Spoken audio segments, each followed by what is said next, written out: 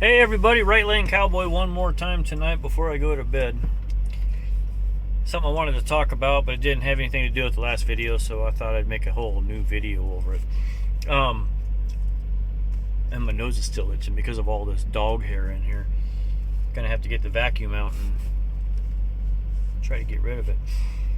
You ever wonder how many bags, plastic bags, Walmart distributes?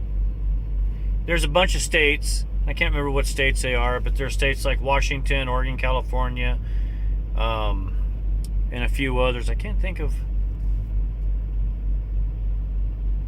Washington, D.C., I believe.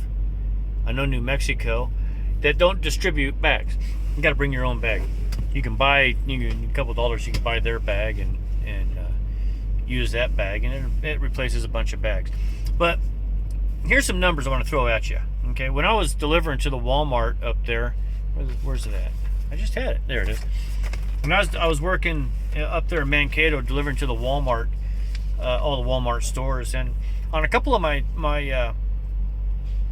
dry grocery trucks, there was a pallet of brand new bags, grocery bags, and one pallet has 96,000 bags.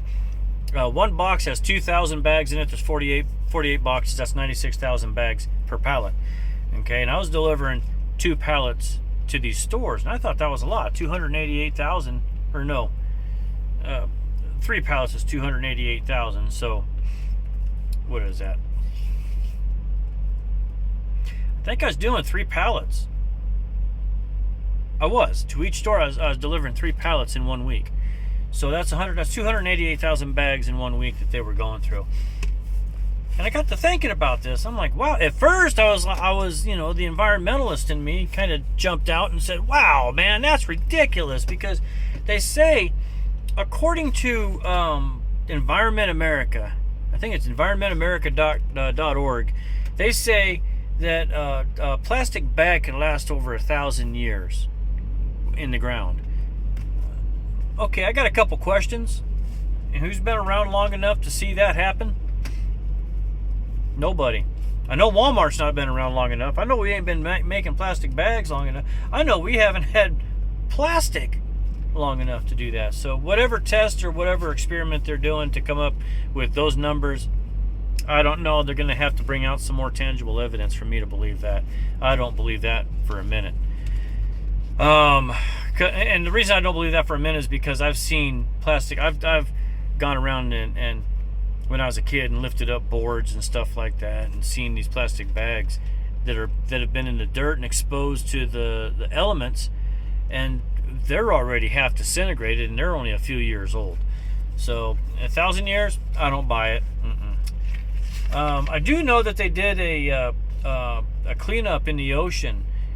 I can't think of. My dad can get on here and explain to you in the comments what they did. He explained it to me when I visited him back there in Oregon.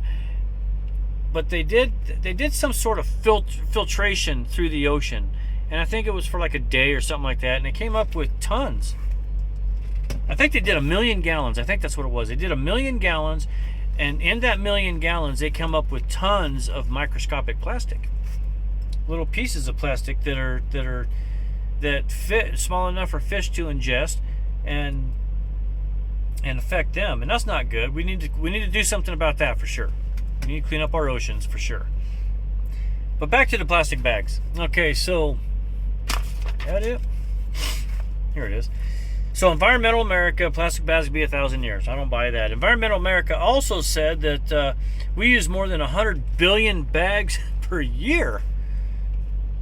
That's a big number, folks, because even at 96,000 bags per box, 3 bags a week, 288,000 bags in a week, that 100 billion is still a big number. I don't think that's quite accurate. I think they're just kind of throwing a number out there. So it's really easily researched. You can figure this out real easy. Go on to Walmart. They'll tell you how many bags you're putting out, and they'll tell you what states are giving bags out, what states you got to bring your own bag. But and they say one reusable bag can replace what'd they say? Something like 30 bags or 33 bags or something like that. So it's all, those are all numbers that are just kind of, seems like they're just kind of thrown out there. But what I do know is I delivered tangible evidence. I brought my receipts. I delivered these bags, and I counted them as I'm taking them off the truck. I looked at the numbers on the labeling. I did my math. I come up with 96,000 bags per pallet, and I come up with, and I verified with the manager that I was delivering to that they take 2, sometimes 3 pallets per week. That is a lot of bags, and then that's just one store. And you gotta look at how many stores deliver, or how many stores distribute all these bags. So you're talking in the hundreds of millions of bags for sure. But here's my question. These bags are so evil. Everybody's put the smackdown on these bags real bad, right? Bags are evil. Plastic is evil, and it's going to kill everything. And you know, all this stuff is so bad for the environment. Look around, man. Go outside right now and look around. How many bags do you see floating around in the atmosphere? How many bags do you see all scrunched up? The wind has pushed them up underneath trees and bushes and shrubs and stuff. Not many, huh? Not a whole lot. Look, you know, let me reach over here real quick. Good example. That's a trash. That's all that trash. Okay, that's a couple days worth of trash built up, and I'll throw it in the garbage here pretty. You know, once I get up to the fuel pump tomorrow. All that trash is contained in the bag. The bag's going to go into the trash can, and now you're going to have crows trying to get that trash out. Have you guys ever seen crows? Good grief, the hair is ridiculous. Have y'all ever seen crows try to take trash out of a trash can? They're really, really smart birds. I mean, they're not doing taxes and working in hospitals, but they can problem solve. They can actually find tools. I've seen them use tools, pick up sticks and poke holes in bags, you know, that are way down inside in a trash can. I've seen them, you know, pull things out and make room to get down into the trash can so they can get more trash out of the trash can. All kinds of different things I've seen with these crows. But if they're in bags, it's a hell of a lot harder for the crows to get out of the trash cans and spread all over the place, because they just take it out and throw it on the ground. You know, go figure. Crows are inconsiderate. Well, yes they are, and they don't care. Not to mention, once that trash hits the landfill and is buried, you know, once that big old, that what's called a sheep's foot goes up and packs down this, they spread dirt out across all this trash, and they use a sheep's foot to, you know, spread it and mix it in and pack it down. That trash is contained in that bag. Well, what's that mean? Well, some of these landfills that get quite windy. There's landfills in California and out in Kansas, and one in just east of St. Louis that has these great big huge 30, 40, sometimes 50-foot fences to catch the trash that's being blown by the wind. Well, sometimes 50 foot's not tall enough. You get a good vortex goes across that thing, it's going to suck that trash 1,000 feet into the air. Then it's going to lay it out over a couple miles. If it's in that bag, that's not going to happen.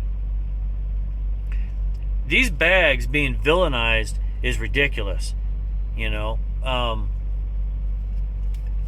I depend on grocery bags. I depend on the big grocery, or the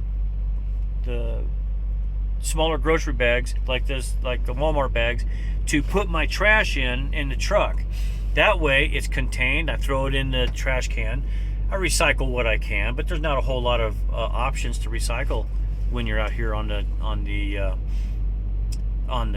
road in a truck. But you know, we can most definitely use the trash bags to contain our trash, and I'm thankful for them. And I wish people would stop villainizing them. So anyway, that's my point on trash bags. It's a good point. Get down there and tell me what you think about that. We'll talk to you later. Right Lane Cowboy out.